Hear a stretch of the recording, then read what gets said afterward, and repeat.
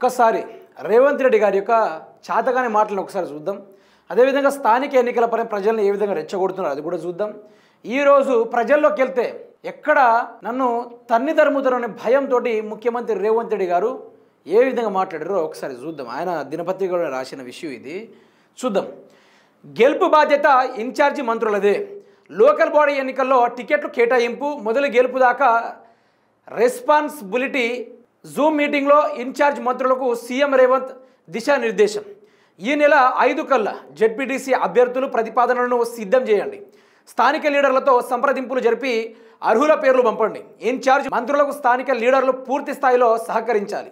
అన్ని జెడ్పీలు మెజారిటీ ఎంపీపీలను కైవసం చేసుకునేలా పనిచేయాలని పిలుపు. అయితే ఈ యొక్క 42 రిజర్వేషన్ స్థానిక ఎన్నికలు నేను ముందే చెప్పిన అది కోర్టులో కేసు నడుస్తున్నా కూడా ఆ బీసీ ఆర్డినెన్స్ గవర్నర్ దగ్గర పెండింగ్లో ఉన్నా కూడా చట్టానికి విరుద్ధంగా వీళ్ళు స్థానిక ఎన్నికలని డైరెక్ట్గా అధికారికంగా ప్రకటించేసారు. అది జరగదని చాలామంది నిపుణులు అంటూ ఉన్నారు, అడ్వకేట్లు చెప్తా ఉన్నారు.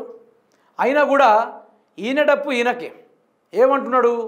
గెలుపే దిశగా ప్రతి ఒక్క మంత్రులు ఫలానా నియోజకవర్గాన్ని కేటాయిస్తాము, మీరు పూర్తి స్థాయిలో పర్యటించండి, ప్రజలతోటి మమేకమవ్వండి, వాళ్ళతోటి మాట్లాడండి, గెలిపించే దిశగా చేయండి అనుకుంటూ మన ముఖ్యమంత్రి రేవంత్ రెడ్డి గారు జూమ్ మీటింగ్లో మంత్రులతోటి మాట్లాడడం జరిగిందట.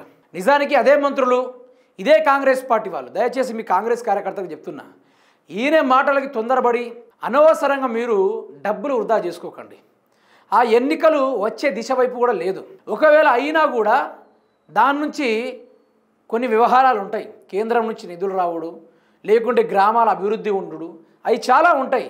ఇవి ఏం చేయలేడు ముఖ్యమంత్రి రేవంత్ రెడ్డి. కోర్టులో కేసు ఉండగా ఇప్పుడు ఎన్నికల్లో గెలవడం ఇది పద్ధతి కాదని ఈరోజు రాష్ట్రం మొత్తం మాట్లాడుకుంటుంటే ఈయన లెక్క మాత్రము ఒకటే, మేం గెలుస్తున్నాం, మేము ఎన్నికలు పెడుతున్నాం, మీకు మీ దగ్గర ఉన్న ఆస్తులు మొత్తం అమ్ముకోండి, మీరు రెడీగా ఉండండి అనుకుంటూ ముఖ్యమంత్రి రేవంత్ రెడ్డి చెప్తా ఉన్నాడు.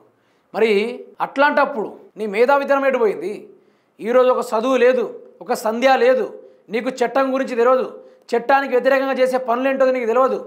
ఏం తెలియకుండా ఇష్టానుసారంగా ఇష్టారీతిలో ఇట్లాంటి గ్యారెంటీలు హామీలు ఇచ్చేస్తే ఎట్లా మిత్రులారా మీరే చెప్పండి. ఈయన భయపడుతుండు, ఈయన భయపడ్డు మంత్రులు కూడా ఊర్లోకి రావాలంటే భయపడతారు. ఇప్పటి నుంచి గుర్తుపెట్టుకోండి.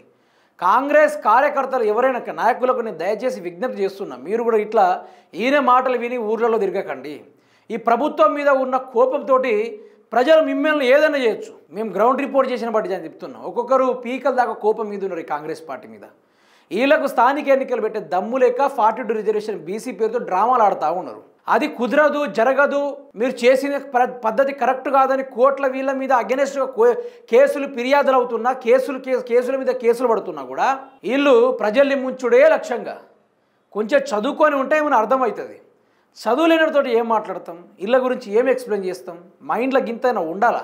బీసీ ఆర్డినెన్స్ అంటే ఏంది, ఏ విధంగా చట్టంలో దీన్ని అమలు చేస్తారు, ఏ ఊర్లో ఎంత జనాభా ఉంటే దీన్ని ఏ విధంగా అమల్లోకి తీసుకొస్తారు? మరి గతంలో ఎందరో మంది గొప్ప గొప్ప ముఖ్యమంత్రులు పోయిర్రు, ప్రధానీలు పోయిర్రు, అయినా 42 రిజర్వేషన్ని ఎందుకు అమలు చేయలేదు, ఏ విధంగా చేయలేదని ఇంత కామన్ సెన్స్ లేదా మనిషికి? ప్రతిపక్షంలో ఉన్నప్పుడు ఎట్లా మాట్లాడిండు, ఇప్పుడు ఎట్లా మాట్లాడుతూ ఉన్నాడు?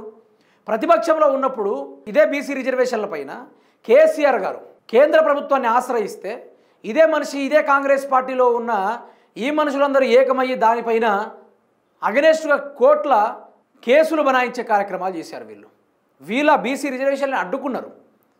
ఇప్పుడేమో ఏ ప్రజల్ని మళ్ళీ ముంచడానికి వీళ్ళు ఈ విధంగా డ్రామాలు ఆడుతున్నారు. అంతేనే కాదా? అందుకనే మీరు ఆగం కాకుండ్రి, జర ఆగుండ్రి, జర తొందరపడకుర్రి. ఈయన చెప్పిన మాటలు తగ్గట్టుగానే మీ ఆస్తులమ్మి మీరు అప్పుల పాలు కాకండి.